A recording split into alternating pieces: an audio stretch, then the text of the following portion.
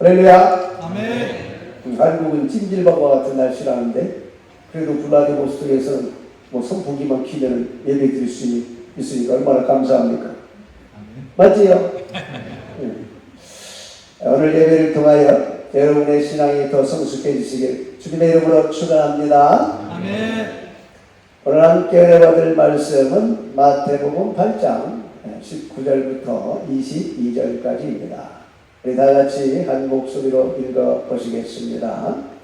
한 서기관이 나와 예수께 말씀하시되 선생님이여 어디로 가시든지 저는 쫓으리이다. 예수께서 이르시되 영도 굴이 있고 공중의 새도 거처가 있으되 오직 인자는 머리 둘 곳이 없다 하시더라. 제자 중에 또 하나가 가로되 주여 나로 먼저 가서 내 부친을 장사하게 허락하옵소서. 예수께서 가라사대 죽은 자들로 저희 죽은 자를 장사하게 하고 너는 나를 좇으라 하시니라. 할렐루야. 네, 오늘 우리가 읽은 말씀 속에는 예수님과 대화를 나눈 두 사람이 나옵니다. 첫 번째 사람은 서기관이었고 두 번째 사람은 예수님의 제자 중 한 명이었습니다. 둘 다 이름은 나오지 않습니다. 그런데 그들이 예수님께 한 말과 그에 대한 예수님의 대답은 쉽게 이해하기가 어려운 내용입니다. 먼저 19절을 보시면 한 서기관이 예수님께 나와서 선생님이요 어디로 가시든지 저는 쫓으리이다 이렇게 말했습니다. 예수님의 입장에서는 아주 반가운 사람이지요. 지금도 그렇지만 당시에도 예수님은 모든 사람들에게 환영받지는 못했습니다. 오늘 본문의 사건은 예수님께서 하나님의 일을 공적으로 시작하신 초기에 일어난 일이에요. 예수님께서 산에서 제자들과 무리에게 산상수훈을 가르치시고 내려오셨을 때 일어난 사건입니다. 처음에 유대인들은 예수님이 누구신지를 몰라가지고 호기심을 가지고 대했습니다. 그러다가 예수님께서 보리떡 5개와 물고기 2마리로 2만여 명을 먹이는 놀라운 기적을 행하자 예수님께서 모세가 예언했던 그 메시아가 아닐까 그렇게 생각하기 시작했습니다. 그때부터 예수님이 메시아라고 확신하는 사람들이 생겨서 예수님을 따르는 무리의 수가 확 늘어나죠. 하지만 예수님께서 하나님의 일을 시작하신 지 얼마 되지 않은 이때에는 예수님을 따르는 사람들이 많지 않았습니다. 예수님께서 직접 불러 세우신 12명의 제자들 외에 적은 수의 무리가 예수님을 따르고 있었습니다. 그런데 한 서기관이 예수님께서 어디를 가시든 따르겠다고 지금 찾아오는 겁니다. 그것도 일반 백성이 아니고 서기관이 말입니다. 예수님 당시의 서기관들은 성경 말씀을 필사하고 보존하며 이를 깊이 연구하여서 백성들에게 가르치고 해석하던 전문적인 율법학자들이었습니다. 주로 바리새파에 속한 사람들로서 사회적으로 존경을 받고 있었습니다. 예수님의 12 제자들 중에 대부분은 많이 배우지 못한 어부 출신이잖아요.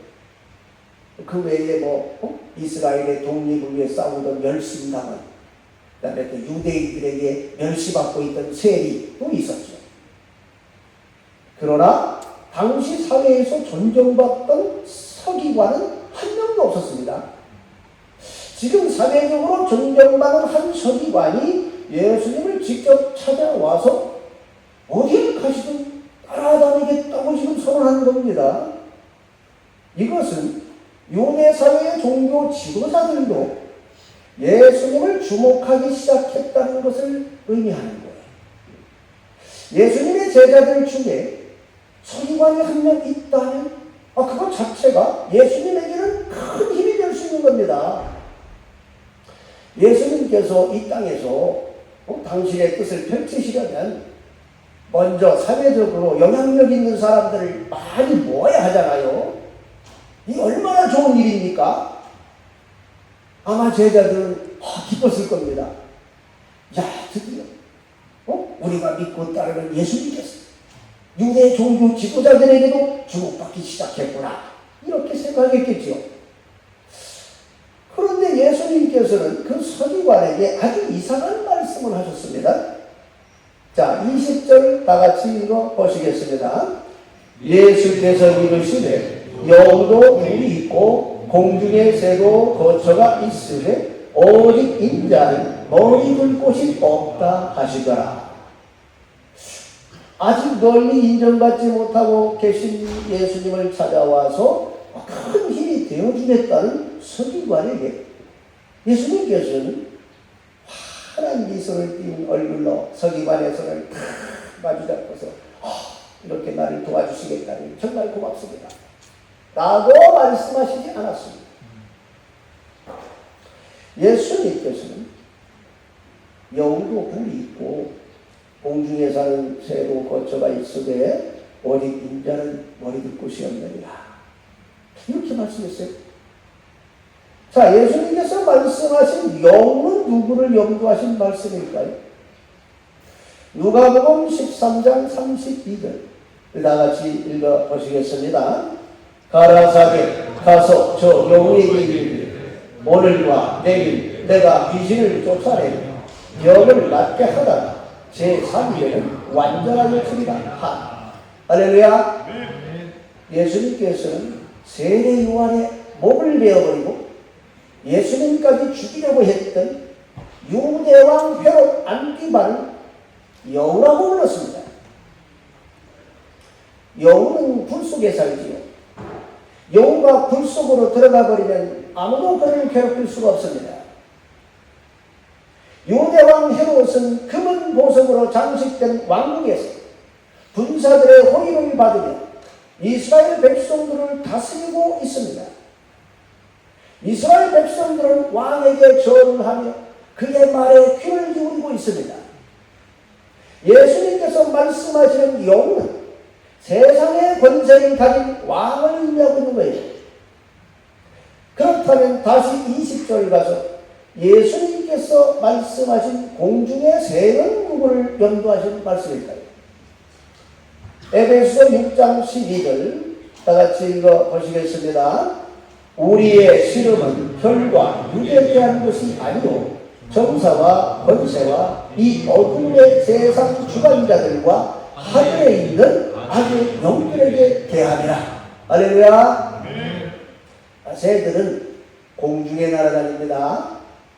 하늘의 제왕은 독수리지요. 새들의 세계에서 하늘의 권세를 잡은 독수리는 참 두려운 존재입니다. 눈에 보이지 않는 곳에서 언제든 다른 새들의 숨통을 끊어버릴 수 있기 때문이죠. 예수님께서 공중의 새라 하시는 바로 공중 권세를 잡고 인간의 마음을 사주하여 하나님을 믿지 못하게 만드는 악한 영들을 염두하신 말씀입니다. 영적 세계에서 어둠의 영역을 다스리는 사탄 마귀와 그의 졸개들인 귀신들도 공중에서 권세를 가지고 이 땅의 사람들에게 숭배를 받으며 왕노릇을 하고 있습니다. 자, 그렇다면 20절에서 예수님께서 말씀하신 인자는 누구를 말씀하는 걸까요? 인자라는 말은 사람의 아들이라는 뜻이잖아요. 바로 인간의 죄 문제를 해결하기 위해 인간의 몸으로 이 땅에 오신 예수님 자신을 의미하는 단어입니다. 이 세상의 임금인 헤롯은 이스라엘 백성들의 존경을 한 몸에 받으며 화려하고 안락한 왕국에서 자기 권세를 떨치고 있습니다. 평안하고 안락한 삶을 살고 있어요. 또 공중 권세를 잡고 어둠의 세계를 주관하는 악한 영들도 인간들의 숭배를 받으며 하늘의 제왕처럼 군림하고 있습니다. 그런데 정작 이 모든 만물의 창조의 근원이시요 시작이 되시며 만왕의 왕이시요 만주의 주가 되시는 예수님께서는 인간들에게 배척을 받고 있다. 세상의 왕은 왕궁에서 살고 악한 영들은 인간의 마음속에 들어가서 숭배받고 있습니다. 그런데 이 모든 것을 창조하신 예수님께서는 인간의 마음속에서 머리 들고 또 찾지 못하고 있다는 거예요. 사람들이 예수님을 구원자로 마음에 모셔드리려 하지 않기 때문이죠. 예수님께 나와 엎드려 경배하지 않습니다. 예수님을 높여 찬양하지 않습니다. 세상의 왕보다도 못하고 악한 영들보다도 못하게 예수님을 대하고 있다고 말이에요. 예수님이 하나님을 모독했다고 십자가에 못 박아 죽이고 말았습니다. 결국 예수님께서 어디를 가시든 따르겠다고 찾아온 서기관에게 지금 아주 충격적인 말씀을 한 거예요. 네가 날 따르길 원하느냐? 그런데 네가 한 가지 모르는 게 있어. 너는 내가 이 세상의 왕이 될 것이라고 생각하는 모양인데 나는 사실 죽으러 왔어. 너는 나를 따라다니면 이 세상에서 명예를 얻고 권력을 얻고 세상 사람들의 존경을 받고 안락하고 평안한 삶을 살게 될 거라고 기대하지만 나는 가는 곳마다 사람들에게 배척을 당할 것이다. 사람들이 나의 도움이 필요할 때는 나를 찾지만 내가 그들에게 별로 도움이 될 것 같지 않다 싶으면 언제든 나를 버릴 것이다. 사람들이 나에게 침을 뱉고 내 뺨을 치고 내 겉옷을 벗겨서 찢어서 나눠갖고 내 속옷을 놓고 제비뽑기를 할 것이다. 사람들이 내 온몸을 채찍으로 때려서 다 뜯어놓을 것이고 나무 십자가에 나의 손과 발에 못을 박을 것이다. 이래도 내가 나를 따를 수 있겠느냐? 예수님께서는 지금 서기관에게 이걸 묻고 있는 겁니다. 성도 여러분, 여러분은 예수님을 왜 따르고 계십니까? 무엇을 얻기 위해서 예수님을 따르고 계십니까? 예수님께서는 우리에게 이 세상의 천국을 약속하지 않았습니다. 이 세상은 어둠의 권세가 마술을 뻗치고 있습니다. 예수님께서는 우리를 영원한 하나님의 나라로 초대하고 계십니다. 이 세상에서는 우리가 환난을 당할 것이라고 말씀했습니다. 예수님께서는 제자들에게 저들이 나를 핍박한 것 같이 너희도 핍박하리라 그렇게 말씀했습니다. 그러나 담대하라. 내가 세상을 이기었노라. 이렇게 말씀했어요. 여러분, 이 사실을 잘 알고 예수님을 따르시기 바랍니다. 아멘. 그래야 여러분이 이 세상에서 힘들고 어려운 순간을 만나더라도 하나님 원망하지 않고 믿음을 끝까지 지킬 수 있어요. 아멘. 예수님께서는 우리에게 어두운 세상을 밝히는 빛이 되라고 하셨습니다. 썩어져가는 세상에 소금과 같은 존재가 되라고 하셨습니다. 이 세상은요, 온갖 불법과 속임과 죄악이 난무하는 것입니다. 이런 어두운 세상에서 빛을 발하기 위해서는 참 빛 대신 예수님처럼 우리가 살아야 한다는 거예요. 다시 말해서 바르고 정직하게 성실하게 살아야 합니다. 세상 사람들과 똑같이 나가서 사기치고 불법을 행하면서 또 교회는 또 열심히 다녀요. 그런 사람은 세상에서 잘 먹고 잘 살기 위해서 예수님을 찾아 나온 이 서기관과 똑같은 사람이 되는 거예요. 여러분이 예수님을 따르기로 결정하실 그 순간부터 여러분은 이미 영적 전투에 참여한 줄 믿으시기 바랍니다. 아멘. 여러분은 그리스도의 군사가 된 거예요. 이 전쟁에서 승리하는 길은 하나님 말씀으로 무장하고 굳건한 믿음으로 무장하고 기도로 싸우는 길밖에 없습니다. 아멘. 할렐루야. 아멘. 서기관이 예수님의 말씀을 듣고 어떻게 했을까요? 그 서기관이 모든 것을 버리고 예수님을 쫓았다. 이런 기록이 없는 걸 보면 이 서기관은 예수님을 따르는 걸 포기하고 집으로 돌아간 것 같습니다. 그는 예수님을 따르면 얻게 될 것이라고 기대했던 것들을 얻을 수 없다는 걸 깨닫고 예수님을 버려버렸습니다. 여러분은 어떻습니까? 그래도 예수님을 따르시겠습니까? 아멘. 그래도 예수님을 따라야 삽니다. 아멘. 이 세상의 모든 것은 잠시 있다가 안개처럼 다 사라지는 것들이에요. 이 세상의 것은 어떤 것도 영원하지 않습니다. 권력도, 명예도, 권세도, 부도 영원하지 않습니다. 영원한 것은 오직 하나님 말씀과 예수 그리스도의 은혜와 사랑과 영광뿐입니다. 아멘. 여러분 모두 예수님 끝까지 따르셔서 천국에서 영생을 누리시길 주 예수님의 이름으로 축원합니다. 아멘. 자, 21절 보시면 예수님께 나온 두 번째 사람이 있어요. 그는 예수님의 제자 중 한 사람이었습니다. 그가 예수님께 나와서 뭐라고 했습니까? 주여, 나로 먼저 가서 내 부친을 장사하게 허락하옵소서. 이렇게 말했어요. 이 사람은 예수님을 따르기로 결심했습니다. 그런데 그의 집에 큰일이 일어났어요. 그의 아버지가 죽어가지고 장례를 치르고 있는 중입니다. 그는 예수님을 따르기 전에 장례를 먼저 다 치르고 오도록 허락해달라고 말했습니다. 자, 오늘 우리 YM 성경팀 오셨는데 만일 우리 동부교회도 저렇게 단기 성경팀 이제 보내기로 했다고 가정해 봅시다.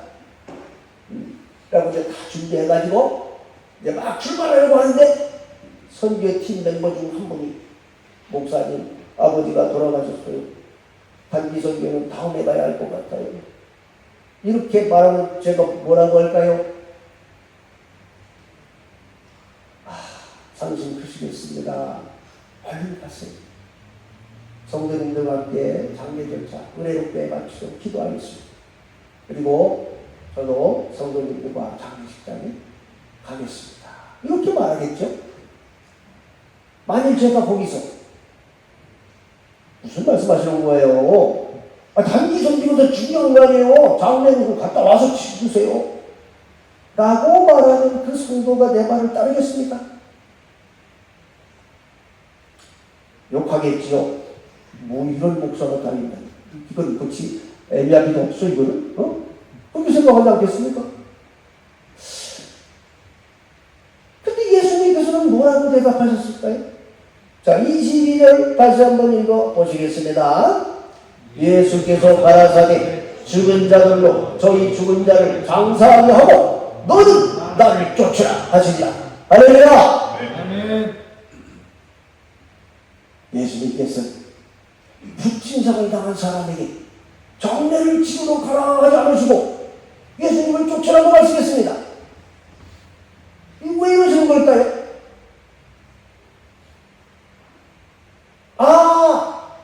율법을 잘 지키게 하려고 그런 걸까요? 율법에 따르면 동물의 시체와 접촉하면 저녁까지 부정해지고 사람의 시체와 접촉하면 7일간 부정해집니다. 그러니까 이제 이 부정한 기간이 끝나고 정결 예식을 치른 후에만 하나님께 나아갈 수 있습니다. 하나님의 성전에서 봉사하는 제사장들이 부정해지면 이거 큰일 나겠죠? 제사 부정해지면 성전 제사를 주도할 수가 없게 되잖아요. 제사가 드려지지 않으면 백성들이 제사를 받을 수가 없잖아요. 그러니까 예수님께서 예수님을 따르려는 제자가 부정해지지 않도록 하기 위해서 그런 말씀하신 거 아닐까요? 그런데 말입니다. 하나님께서 모세에게 아론의 자손 제사장들에게 죽은 자로 인하여 스스로 더럽히지 말라 이렇게 말씀하시면서 다음과 같은 예외를 주셨습니다. 레위기 21장 2, 3절 다같이 읽어보시겠습니다. 고류, 지친인, 부모나 자녀나 형제나 출가하지 아니한 전의 친자매로 인하여 몸을 더럽힐 수 있느니라. 누구보다도 성결해야 할 제사장일지라도 부모나 가족이 죽으면 장례 치르는 게 마땅하다는 거예요. 유대인들은요, 매일 아침에 일어나면 신명기 6장 4절 5절 말씀을 읊조림으로써 하루를 시작합니다. 자, 열어주세요. 우리 다 같이 한번 읽어볼까요? 이스라엘아 들으라. 우리 하나님 여호와는 오직 하나님 여호와시니 너는 마음을 다하고 성품을 다하고 힘을 다하여 네 하나님 여호와를 사랑하라. 할렐루야. 아멘. 여러분도 이 말씀으로 하루를 시작하시기 바랍니다. 아멘. 근데 이 말씀을 히브리어 원어로 보면은 들으라 이스라엘 이렇게 시작돼요. 러시아, 스고시아, 이스라엘 이렇게 되잖아요. 여기서 이 들으라 이 말은 히브리어로 쉐마입니다. 그래서 이걸 쉐마 기도라는 거예요. 유대인들은 하루를 이 쉐마 기도로 시작을 해야 됩니다. 그러나 부모님이 돌아가시면 장례 의무가 최우선이 되기 때문에 이 쉐마 기도를 하지 않아도 돼요. 정신없어, 구갈 시간 없어. 더 나아가서 성전 봉사, 태어난 지 8일 됐을 때 할례, 또 그리고 6월절 의식 이런 것도 다 면제됩니다. 그런데 예수님께서는 왜 이 불친상을 당한 이 사람에게 가서 장례를 치르라 하지 않고 예수님을 따르라고 하셨을까요? 이건 언뜻 보기에 내 부모를 공경하라 하신 제5계명을 어기는 것처럼 보입니다. 유대인들은요, 죽은 사람 장례 지내는 것을 최고의 선행으로 여겼기 때문에 이건 유대인들의 전통을 완전히 어기는 말씀 같습니다. 근데 이상한 거는 호시탐탐 예수님을 고소할 기회를 찾고 있던 바리새인들이 예수님의 이 말씀을 듣고 왜 가만히 있었을까요? 왜 유대인들은 아무도 예수님을 비난하지 않았을까요? 왜 아무도 예수님께서 율법과 전통을 어겼으니 이건 하나님의 사람이 아니라고 비난하지 않았을까요? 이 의문은 유대인들의 장례 문화를 알아야만 풀리게 됩니다.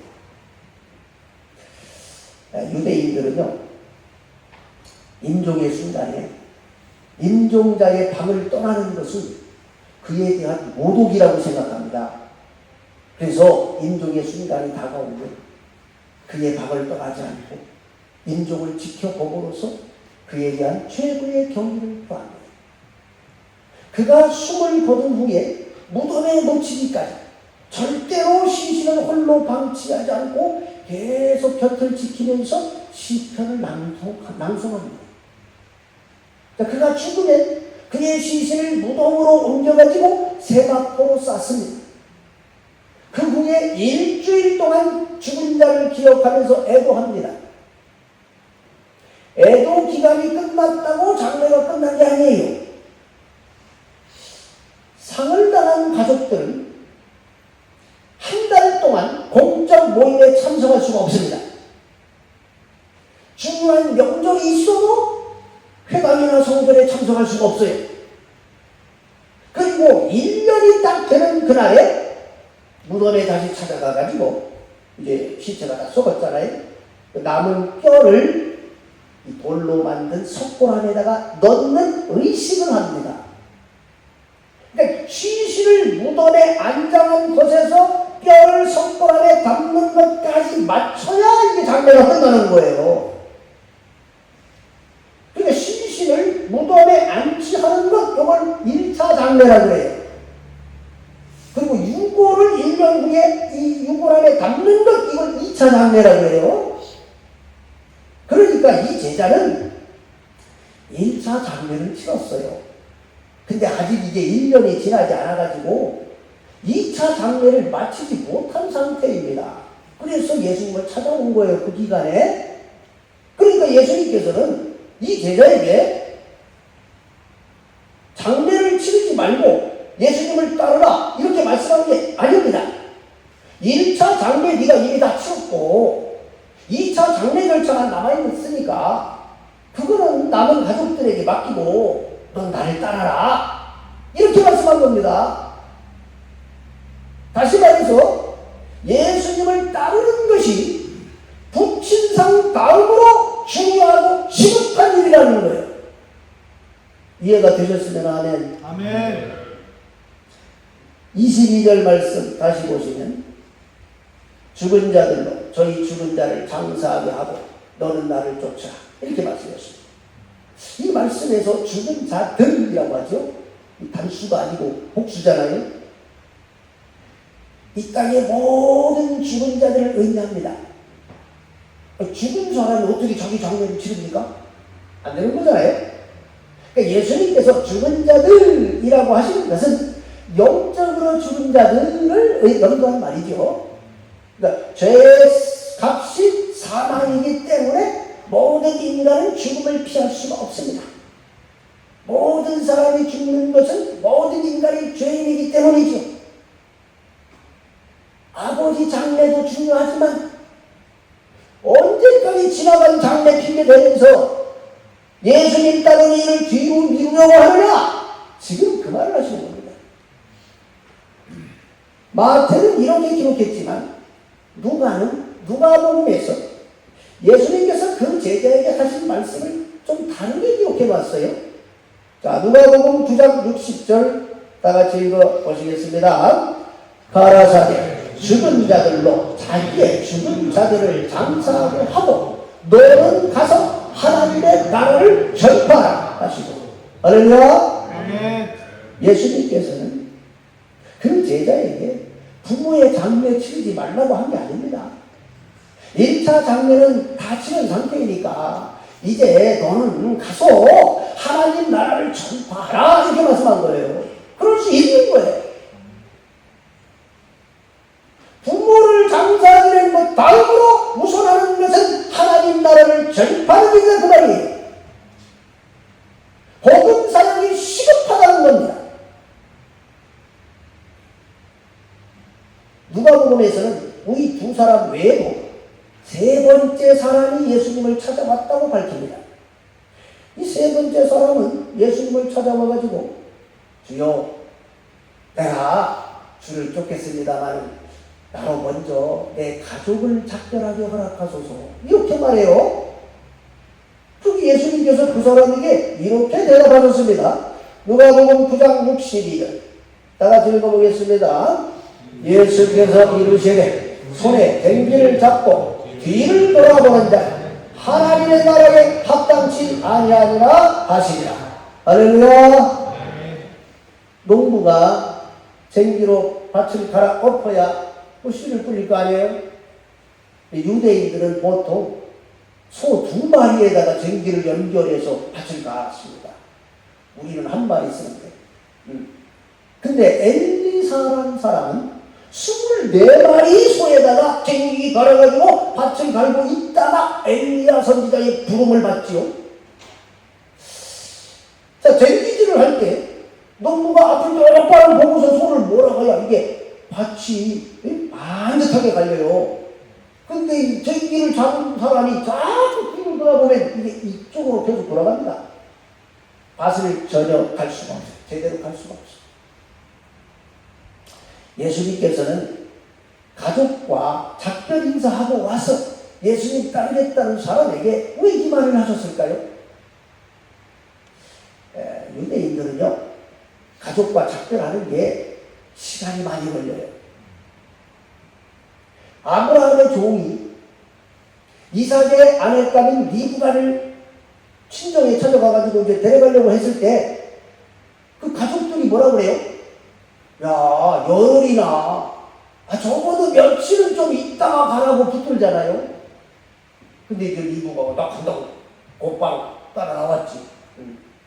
가족들과의 미래를 버리지 못하고 작별 인사하는 데는 최소 며칠이 걸려요. 예수님께서는 우리가 뭐 하고 싶은 일 먼저 다 한 후에 내가 예수님 따르겠습니다 이렇게 말하면 안 된다는 말씀을 지금 하고 있는 거예요. 예수님께서는 하나님의 나라와 그의 의를 먼저 구하라고 말씀했습니다. 할렐루야. 저는 개인적으로 오늘 말씀에 대한 특별한 사연이 있어요. 주님께서 기르기스탄에서 선교를 돕고 있던 저에게 갑자기 한국으로 가라 자꾸 그러시는 거예요. 또 한국으로 왔지. 또 한국 어느 교회에서 기도를 딱 하고 주님께서 말씀하셨습니다. 내가 네 아버지를 데려갈 것이다. 그래서 우리 아버지 구원을 위해서 일주일 동안 기도했습니다. 근데 일주일 딱 지난 그날 그 시각에 주님께서 이제 네 아버지에게 가라고 했어요.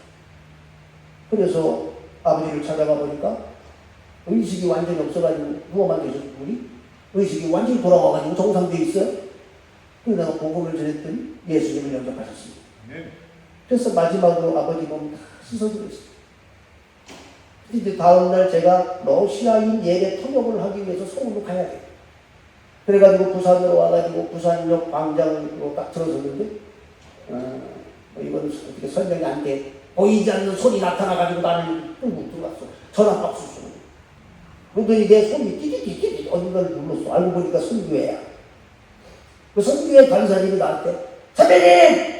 아버님 돌아가셨다고 연락 왔습니다. 그러더라고. 참 곤란해요. 내가 지금 장례식장으로 가야 됩니까? 아니면 내가 통역을 하러 가야 됩니까? 선택을 해야 되자.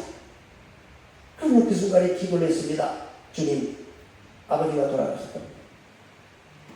근데 지금 제 앞에는 주님의 일이 기다리고 있습니다.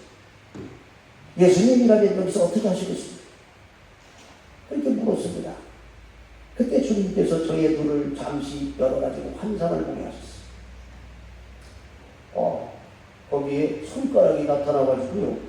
황금가루로 막 문장을 쓰더라고. 팍팍팍팍 소리가 들려. 러시아어로 썼어. 해피리면서 읽어봤어. 부스진요 등에 바카로냐 스바이탄네가 들렸어. 아테이스에서 써있어. 그게 무슨 말인가? 오늘 이 말씀. 죽은 자들로 저희 죽은 자들을 장사 지내게 하고 넌 나를 쫓으라. 그래가지고 제가 서울로 올라가서 통역 다 하고 가려니까 이미 늦었어. 그래가지고 다음날 새벽에 내려가서 장례식장 가서 장례 치렀습니다. 성도 여러분, 주님께서는 오늘 말씀을 통하여 우리에게 삶의 우선순위를 알려주고 계시는 겁니다. 부모, 형제, 장래가 최우선이지만 그 다음 우선되는 것이 하나님 나라를 전파하는 것이라고 말씀하고 있습니다. 형제자매 여러분, 이 땅에서 여러분이 잘되기 위해서는 열심히 일해야 됩니다. 정직하고 성실하게 노력하시기 바랍니다. 그러나 주님께서 하나님 나라를 전파하라고 여러분에게 그 직장 주셨다는 것, 그걸 잊지 마시기 바랍니다. 나 혼자 잘 먹고 잘 살라고 그 직장 준 거 아니에요.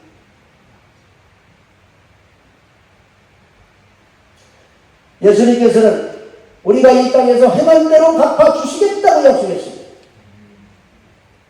여러분 모두 하나님 나라와 의를 먼저 구하시고 하늘의 상급을 많이 쌓으시길 주 예수님의 이름으로 축원합니다. 자, 오늘 이 시간 오늘 말씀 생각하며 우리 다 같이 한번 기도했으면 합니다. 그런데 여러분, 예수님께서는 영도 굴이 있고 공중에서도 거처가 있죠. 오직 예수님은 머리 둘 곳이 없다 말씀하십니다. 우리 모두 예수님을 마음의 주인으로 모시고 예수님께 경배와 찬양을 올립시다. 천국 가는 그날까지 예수님을 따라갑시다. 항상 하나님의 나라와 의를 먼저 구하는 삶을 삽시다. 강팍한 우리 마음밭을 부지런히 갈아엎고 하나님 말씀 열심히 들어서 성령의 열매를 거둡시다. 뒤를 돌아보지 말고 천국을 향하여 믿음으로 달려갑시다. 기회 있을 때마다 복음을 전합시다. 이 시간 다 같이 주여 한번 부르고 동서로 기도하시겠습니다.